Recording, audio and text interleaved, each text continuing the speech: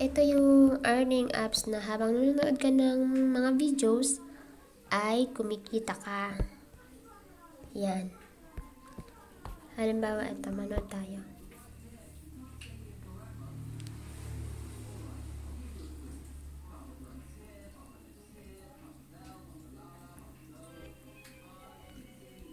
Ayan.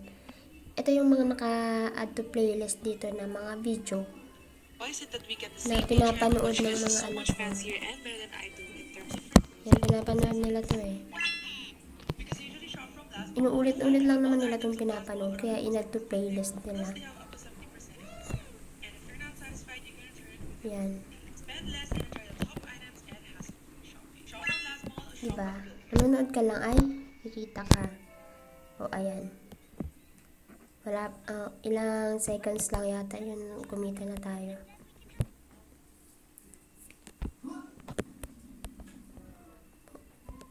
Paano ba mag-withdraw dito? Click natin tong your balance. Yung may profile sa taas, may balance natin. Yan. Tapos click natin yung withdraw. Ayan. Ayan. Dito sa, nakalagay dito, sa withdraw natin, saan pwede mag-withdraw? PayPal, Payer, Binance. Pero, papalitan natin to countries. Palitan natin ng Philippines. Halimbawa, nasa Philippines ka yan. Then, confirm. O, ayan na. Ito na din, o.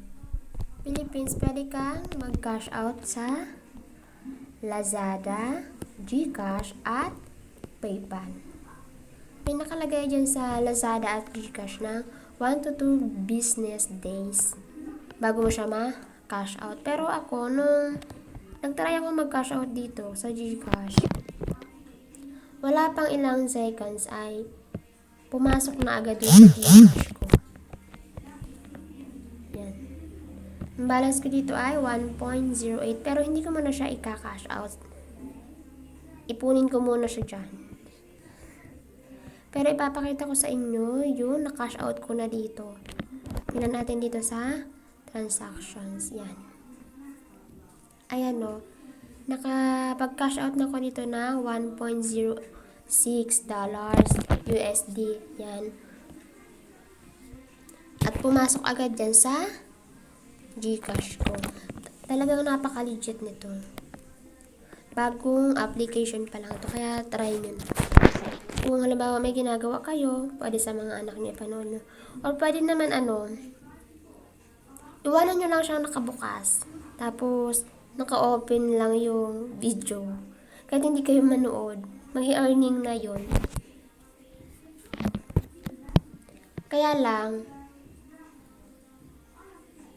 pwede lang gumamit nito yung mga naka-unli data or mga naka-unli yung load nila. Halimbawa, mga naka-wifi, basta naka-unli. Kasi pag hindi ka naka-unli